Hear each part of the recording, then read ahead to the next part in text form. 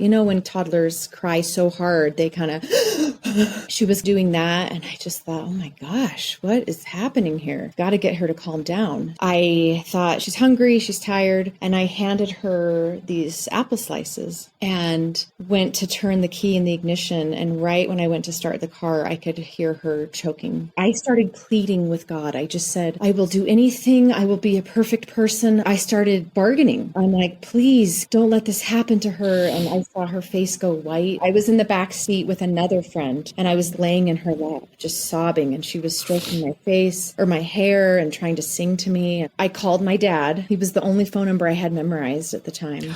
And I don't know what I said, just Lucy choked, we're on our way to the hospital. Eventually a life flight helicopter landed and they just took her away. And I remember at one point looking at my husband, no one even asked us. We just knew we're going to donate her organs.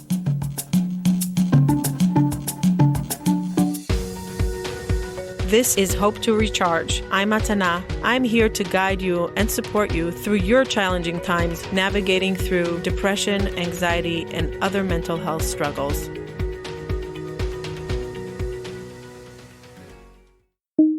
This episode is sponsored by our incredible sponsor from the beginning, BetterHelp.com. That's BetterHelp.com, the leading online platform for therapy. Many people come to me for help. And one of my questions are, have you been to therapy? Are you willing to go to therapy? I am not a therapist. I don't claim to be a therapist and I don't do the therapist work. And I think it's something that has to be done with a therapist side by side. Some people have been to therapy for many years and then they come to me to do the work. I often say if you haven't been to therapy and if you want to start working with me, you need to start working with a therapist as well. Very often, it is very expensive. BetterHelp is a leading online platform for therapy that is affordable. You don't have to leave your house. You can get it from the comfort of your sofa, your bed, your office. It's one click away. There are thousands of licensed clinicians on this platform. It's incredible. If you want to get 10% off your first month, use the link in the show notes, betterhelp.com/hope to recharge. Use the link below and start your therapy from the comfort of your home. Sometimes it's so overwhelming to go to therapy. Nowadays, most therapists are on Zoom. Most clinicians are on Zoom. Let's say you travel a lot. Let's say you just don't like getting out of your house, but you want a therapist. It's so affordable. It's worth taking a look. If you're thinking about therapy and you don't know where to start, go to betterhelp.com/hope to recharge. That's betterhelp.com/hope to recharge. Millions of people from all over the world are using them. Start your wellness now. Hello, everyone. Hope you are doing well. I'm here with my dear friend, Molly Jackson. I know that we never met live, but I feel like you're like my good friend. Yeah. We know each other so well, but we never really met. Yeah. But we will meet. I call her my quarter Jewish friend that's probably not even Jewish. I guess that like technically depends who you ask, but that's a whole other story. But I want to give the audience a background how we met. I think it was about 2 years ago. I was doing a whole segment on Hope to Recharge on grief loss. I think we had 5 to 6 episodes. And then I was researching grief after loss of a child. And when I Googled it, Molly's speech came up and I was watching it and I started crying. I'm like, oh my God, I need to meet this person. I just need to meet this person. And I remember right away just sending an email and I'm like, how do I find this person? She lives in Utah. She gave this speech at the church. And I remember that I kept on thinking, how do you recover from that story? But then when I was looking up what happened to Molly after, she was funny and laughing and cool and beautiful and living a life, an actress, just like everything. And I'm like, how does that work? What happened? And we started texting and talking and talking and talking. And I said, Molly, I want to bring you on because you have so much to share about grief, about living during grief, how to give permission for grief, how to also understand that different people have different stages of grief all the time and grief doesn't end. Right. So thank you for joining me here. Yes. The amazing thing about you is that speech has had over 2 million views. But it's not just that you happened upon my speech, it's that you actually took action and said, I want to connect with this person. And that is special to me. So It didn't just happen because you randomly found me. It happened because you were proactive, and that's special and powerful. And I'm glad you did.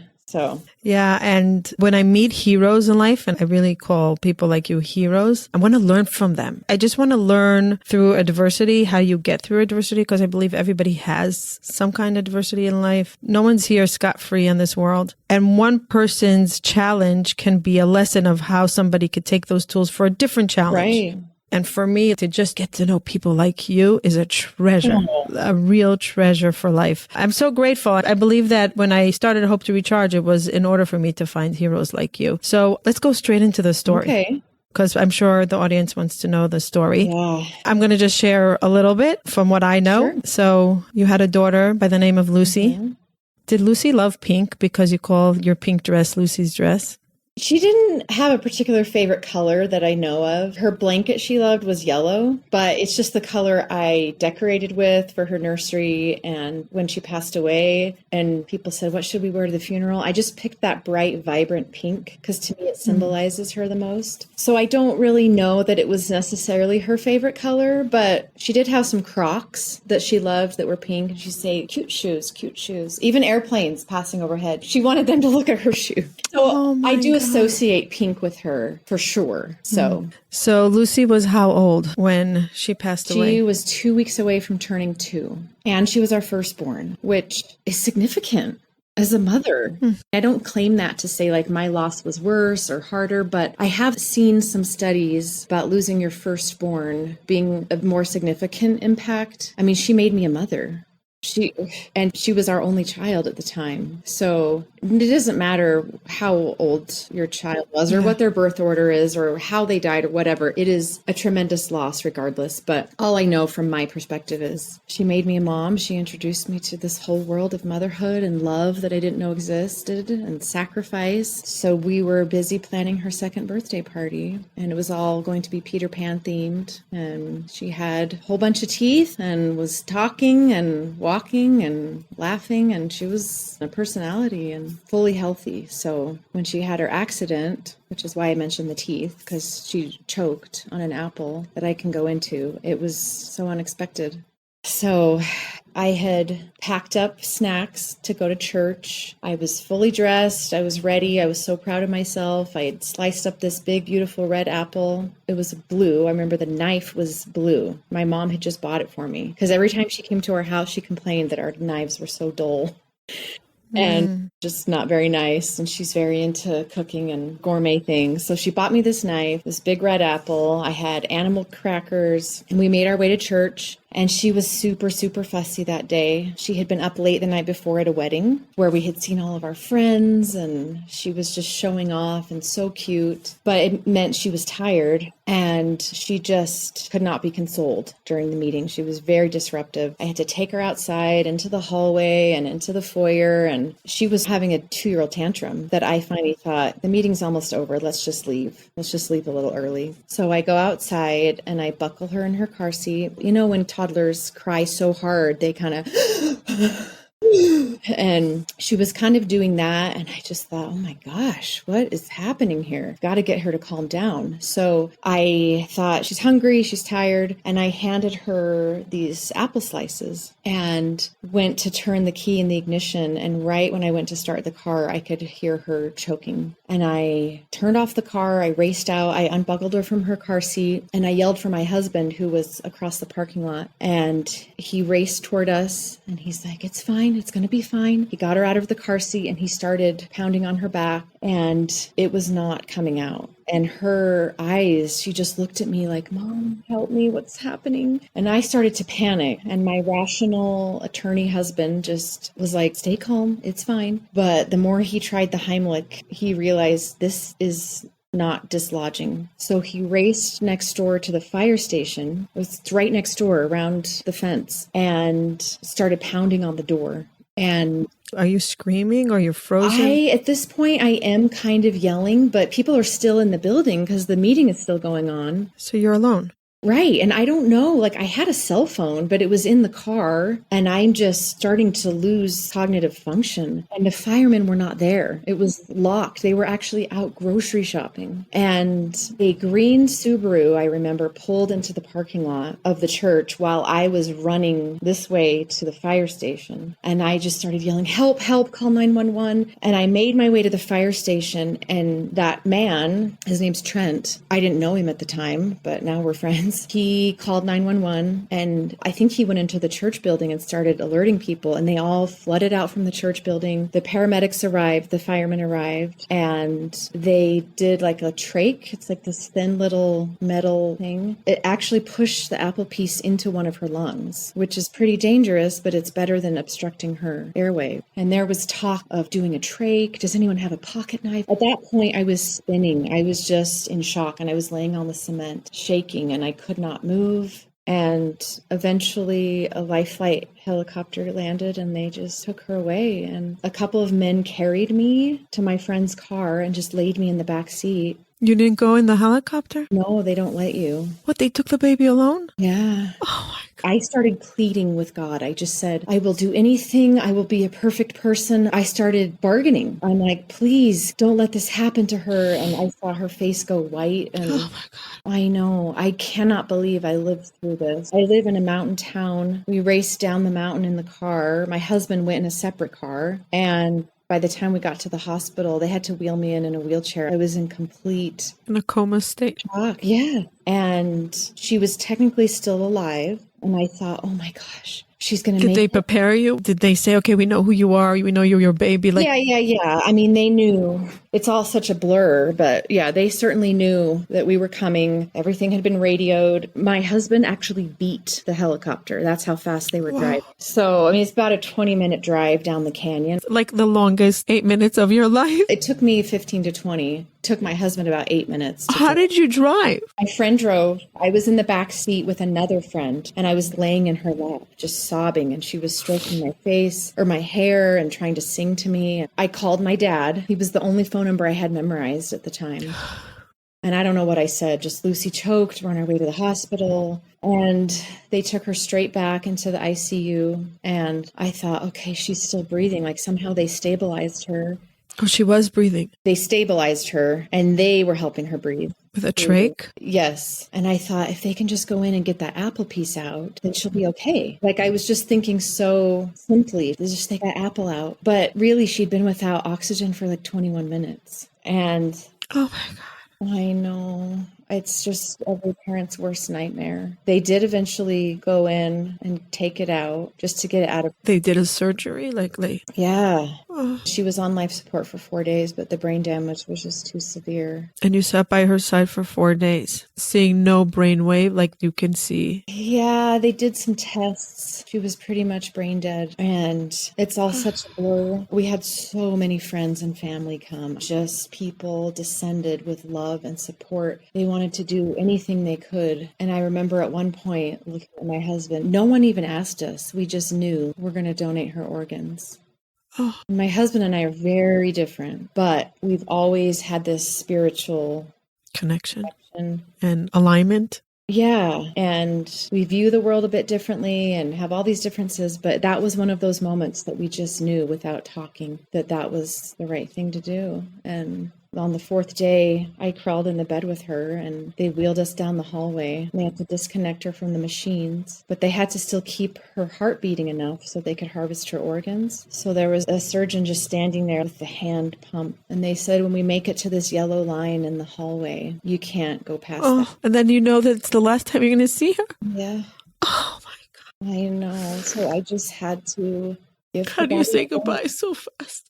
And I walked down the hallway and there was my mom sitting there and I just sat in her lap and just held me. I thought, I think I might die. I think I'm going to die. From pain. Yeah. The pain just is so overwhelming, takes over everything. And then I remember this higher part of myself saying out loud, hey, these are just emotions. These are feelings and they're not going to kill me. And I can do this. I started this self-talk journey of, okay, these are emotions and they're hard to feel, but I won't die. I didn't realize it then, but that was my first kind of small step in this journey of self-coaching. And I just told my daughter this morning when I dropped her off at dance, she's on a team where she's younger and smaller and having to push herself. And I said, Zoe, do you know what I think is the number one sign of someone who is going to be successful? And she's like, no, what? And I said, someone who is willing to feel any emotion. So true. And not run away from it.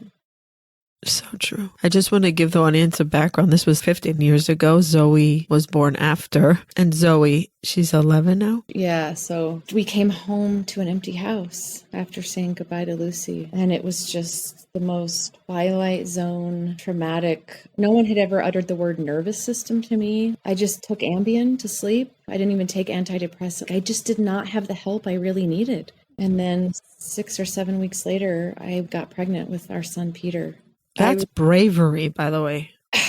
No? I didn't see it that way because we had sort of talked about having another child before Lucy had passed away. But my postpartum was so severe when she was born that I was like, I don't think I can do that again. I'm not ready for that. But when she died, to be honest, my attitude truly was fine. Whatever, God. Whatever it takes. Whatever it takes. Bring it on. I'm not in charge of my life. You're going to give me a kid or take away a kid whenever you want. Fine. I'll just have sex and see what happens. It was almost like an FU. I'm not in charge of my life, so I get him to do whatever I want. And I guess you can do whatever you want. I wasn't mad. And it wasn't a nice, sweet surrender of like, I'm not in charge of my life. Right. But it was kind of like a sarcasm. Show me what's next. Okay. Yeah. You're not really asking me, so show me what's next. Exactly. And then I got pregnant and I'm like, okay. And it was nice to have a newborn in my arms by the 1-year anniversary of Lucy's death. Were you hoping it was a girl? No, I didn't care. I mean, Vic was hoping it was a boy because he's just like... Too close.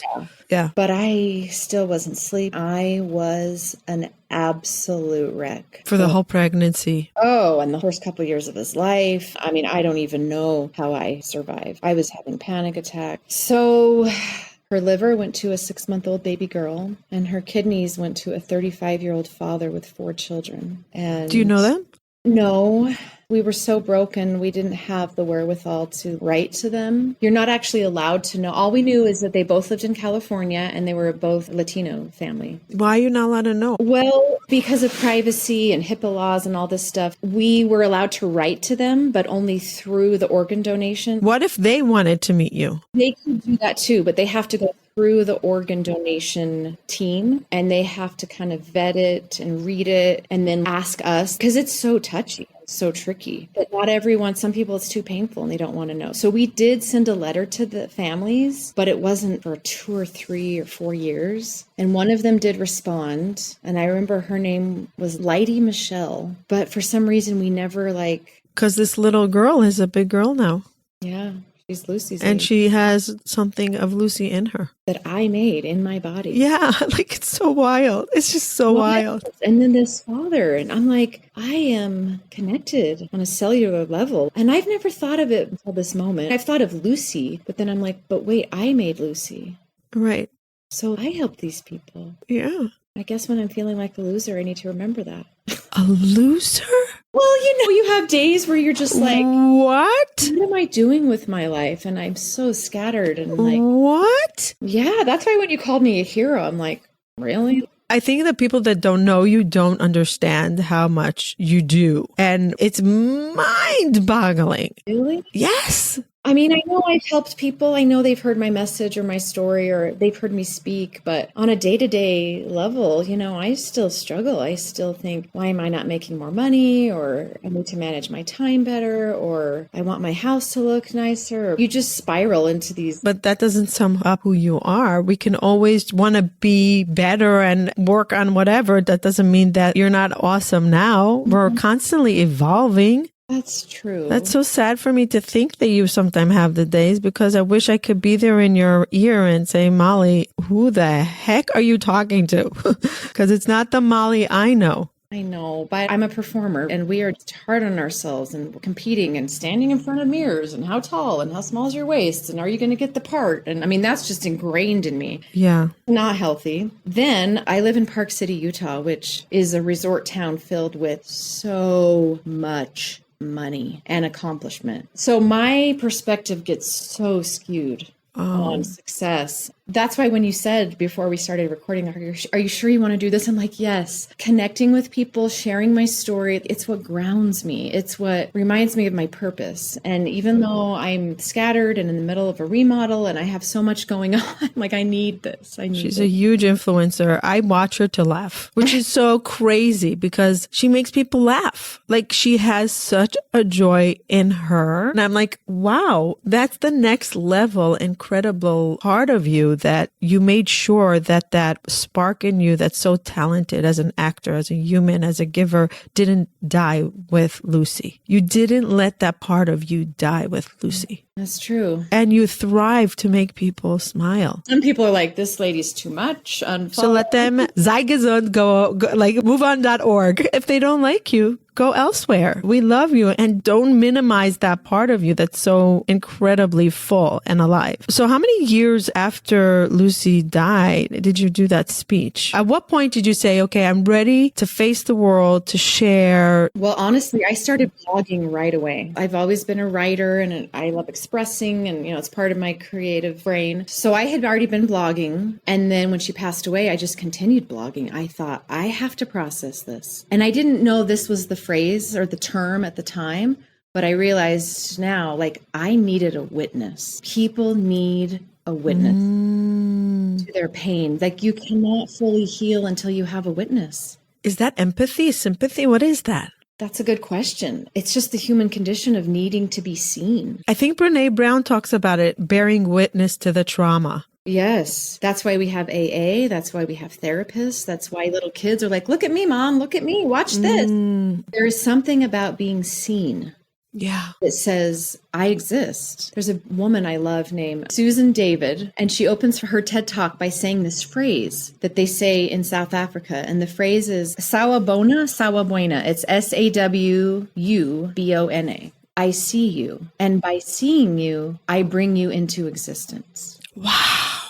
And that is what the gift that I try to give people when I share my story, or I try to listen with intent and grace, is like, I am seeing you. Like, this is not just something in your mind, or this is not just a burden you have to bear alone. And I love that phrase. So that is what I started doing. I started blogging because I didn't realize it, but on a primal level, I was like, I need a witness. I have to have a witness. I cannot just hold this pain by myself. I need other people to say, holy cow, I see that pain. Whoa, that's incredible and too much. And how can I help?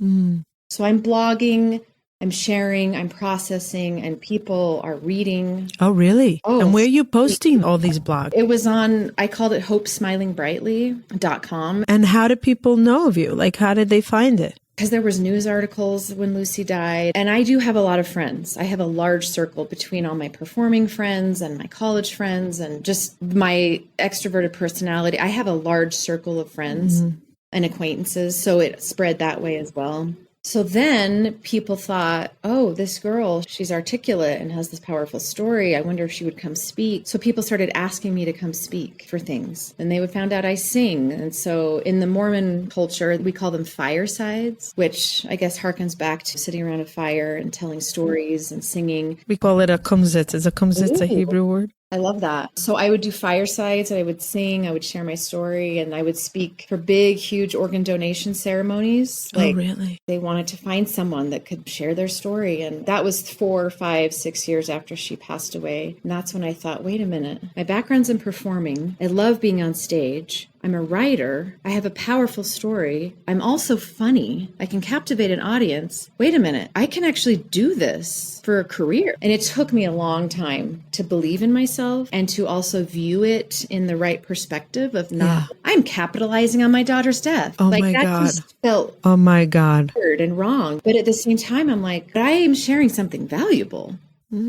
And it's helping me heal, and it's helping other people. So I had to really reframe it and have. How did you get there? Did you have someone helping you through it? It was just I have a public speaking mentor, and I had to have people basically give me permission. Like, you're not capitalizing on it in a gross way. You're helping people. Yeah. I've been doing that for quite a while. I'm writing a book. I don't have a speaking agent, which is ridiculous because I'm so good at it. You're so good at And it. if I had an agent, I would be speaking once a week and making great money. So why are you not? I don't know. I've told myself like, oh, it's too hard, or I have ADD, or I haven't taken the time to do it, or I don't want to be a weird public speaker. Like, I don't have all the answers. Mm. I don't want to be looked at as, I'm here to tell you guys. I love Mel Robbins. She does that. She teaches lessons, but I don't know why I don't give myself permission to be a teacher. I don't want to be seen as like I have all the answers. But maybe that is the teaching, that we don't have all the answers and we can still show up and help. We don't have to be perfect to help, right? Yeah. We don't have to be perfect to help, because there is no perfection. And when we think we're perfect, that's the imperfection. What are we doing for ourselves? What do we want to be? What do we want to work on? What's important to us? How can we cultivate these small changes in our brain, in our day-to-day life with our own tools? I call working with me the VIP program, because I handhold you through the process. And sometimes the process is very lonely and hard and frustrating. And you want to just make sure you get it right to guide you through it with somebody that went through it. Sometimes you need a therapist, a psychiatrist, a coach, and somebody like me, somebody that went through the same thing, the same challenge as I did. And I love working with people that are ready to do the work, because it is expensive. It's a lifelong investment into yourself, into your future. When you start working with a therapist, with a coach, or with someone like me, you're investing into your long-term stability, into your long-term mental health. People often ask me, can I work with you? How many times? What does it look like? And I say, it's not about how many times. What are you willing to do to show up, to work on yourself, to make the changes? How ready are you? Because if you're not ready,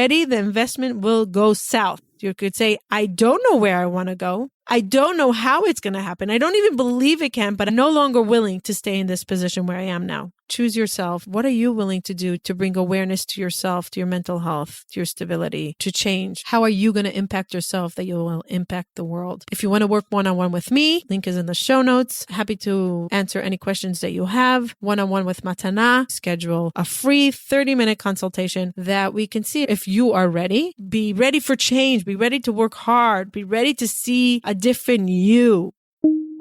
How did you survive the marriage? Because a lot of people say that marriage really can take a hit after a child's death. Because what I understood is that there's a different version of yourself that was never there. So you're basically meeting each other in a different place that you never knew each other. You know how they say like power and wealth really reveals a person's true character?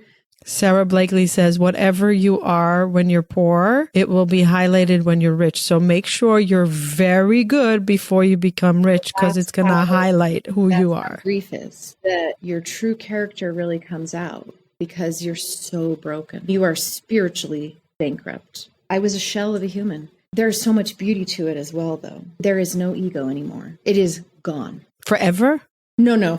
I wish. Like, I would live in a tent the rest of my life if I had Lucy back. I mean, what's truly important is made so clear and evident, and you don't care about your clothes, the kind of car you drive. It's almost like you're pure spirit. You were just walking around as just a spirit because you're so broken. Like a ghost walking around. You're like, wait, there's a world happening. I'm not really a part of it. Oh, yeah. But I have to go through the motions. Yep. And people are like, how often are you praying? And I'm like, praying? Every breath is a prayer. Every breath is a prayer, because I just am even alive and I don't know how I'm going to live one more second. So every breath is a prayer. So all of this to say, yes, a marriage, you're so broken down to your bare nothingness and grieving and hurting so much. How do you take care of each other? Because that's usually what a marriage is. But in this case, it's like you're surviving. Everybody's surviving. In some ways, it helped us cling to each other. And in other ways, it was like this. So we both went to therapy, couples therapy, individual therapy. We finally got on antidepressants. We just kept plugging away. And did you grieve very differently? Didn't even get much of a chance to grieve because he had to go back to work. Like 2 weeks later, how do you go back to work and care about, oh, I got in a car accident, I need an attorney, and he's like, okay, well, my daughter died, I didn't sleep. Like, I don't know how he did it. He would cry in his sleep, in his dreams. And then here I am pregnant and crazy and hormonal. Like, we really have survived a lot. So Like I mentioned, that spiritual connection we've always had when we knew we needed to donate her organs, that's really kept us. And we've also had a good physical, like we're attracted to each other, praise the Lord. So our sex life has not been an issue in our marriage, really to speak of. I mean, there's always little whatever, but not really.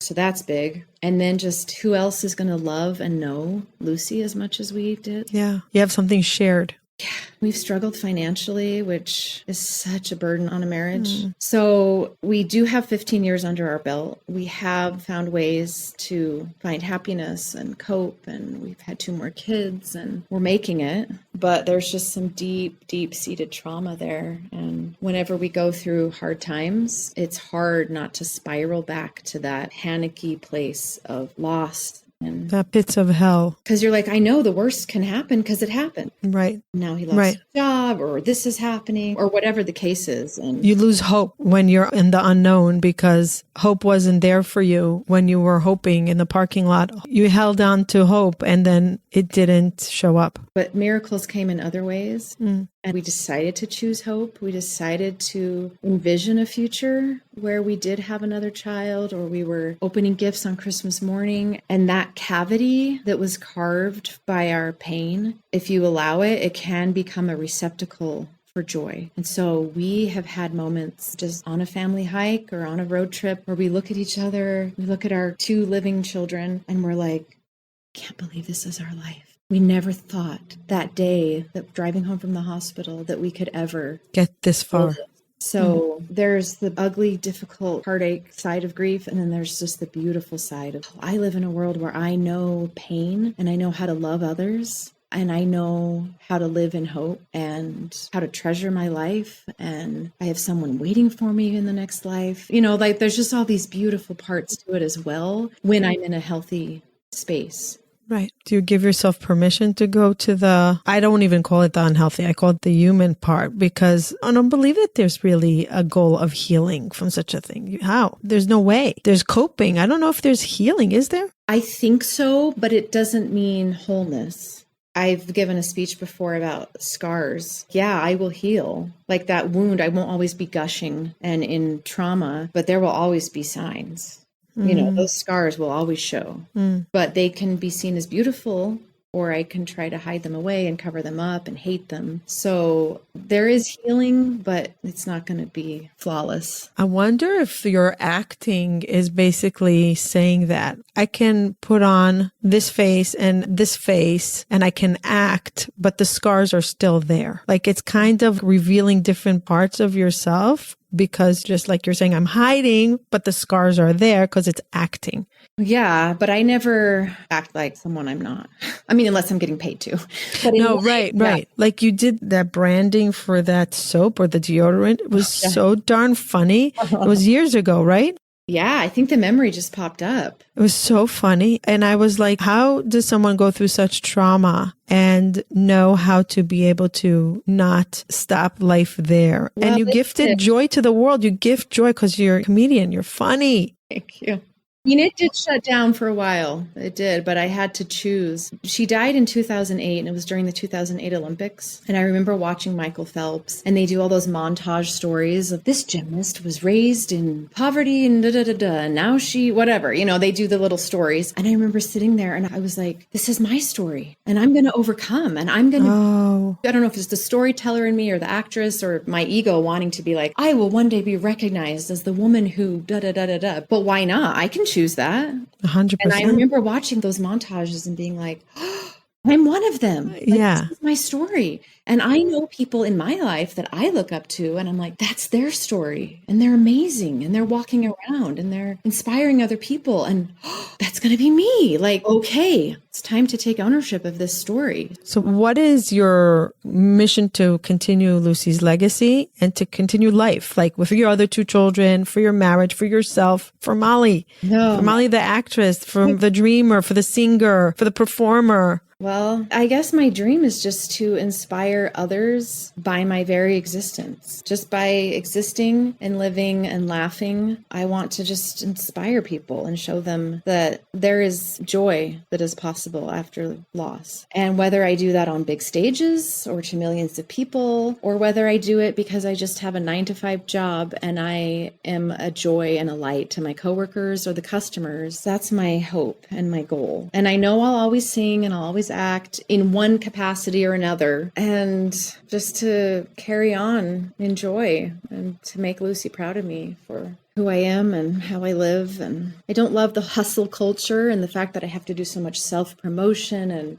the more people who know you, the more people who listen. And sometimes I'm like, I don't know if that's good for my mental health, but I do love speaking. I just step on that stage and I'm so at home. My short-term goal is to finish my book, finish my house, and then we'll see what happens next. So, And you started a podcast? Started a podcast, The Commodity of Connection. And You started it on Lucy's birthday, right? Was it? It was on her birthday. They're very close, right? Yes. June 11th. May 22nd is when she died. June 11th is her birthday. Are you proud of me that I remember that, by the way? June 11th. June 11th will always be in my mind now as Lucy's Day. Aww. Yeah, really. June 11th is Lucy's Day. I just have a quick question about your children. What's it like to have children that didn't know your oldest? They don't know their sibling, and you talk about her and you talk about her. And what's it like for them? I know they love her. I know they know how special and tender and difficult it is. Peter doesn't always like going to the cemetery, but they do talk about her. And when they're little, they would draw pictures of our family and include her. Oh, that's so adorable. I know to them it's this obscure, but I think when they become adults, it will take on a new meaning and perspective. I know sometimes Peter doesn't like to talk about it. He knows how painful. It's sad. They're like, this is sad. This is sad. But then there are other times that I think they feel the sacredness of it. Does Zoe look like her? Yes. She had red hair? Lucy was blonde. Like you? Yep, but they have the same face. Wow. So you keep on saying this is what she would look like at this age. Yeah, they definitely had different body types, but their faces are so similar. Wow. I really thank you for being my friend. First of all, being my friend. Like, you bring me so much joy and inspiration. And I thank technology for things like this, that I get to meet you. You're in Utah, I'm in New York, and we get to chat, and I get to learn from you, even though I never met you, and your grind, working at the ski resort. You are such a hustler. You're such a hustler, really. And like, to find these moments that you live alive, the dancing in the kitchen, to being real. You're so real. You're just there. You say what everybody doesn't want to admit.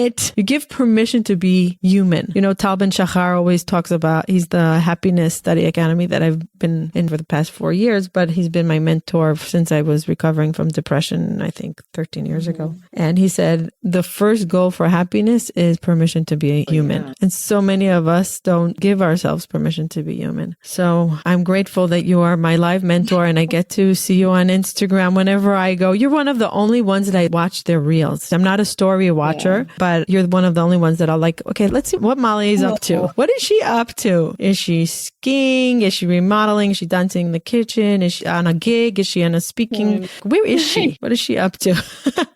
Oh, well, thank you. I'm so grateful that you shared your story. I'll let you go, Molly. I love you. I love you. I love you. I love you. I feel like I want to get on a plane and go to Utah right now and give you a hug. Thank you. Thank you for listening till the end. We highly appreciate all of our listeners. And Mental Health Together is better. You being here means a tremendous amount to us. If you enjoyed this episode and you would like some extra boost of information and inspiration that is not on the podcast, you can go to our website, hopetorecharge.com. There's some premium content that for the cost of a cup of coffee, you can download some amazing information that will help you, a tool that will guide you through life. So don't skip a beat. Don't hesitate. Go to hopetorecharge.com and see what other offerings we have there for your mental health well-being. Thank you for joining us. And remember, if you enjoyed this and you want to say thank you, the best way of gratitude will be by you leaving a review or a comment or sharing this with a loved one. There is no greater form of gratitude for us. Thank you. Bye till next time. Looking to reduce your anxiety and stress, relax your muscles, or get a better night's sleep? Check out Maxifies.com, 100% legal hemp, where you can find doctor-formulated, lab-certified, high-quality CBD oils, tinctures, and other items, cultivated, grown, harvested, and packaged in the United States, and available in different sizes and strength formulas. Check out Maxifies.com, that's Maxifyz.com, and use coupon code HOPE to get 10% off your order plus free shipping. That's Maxifies.com.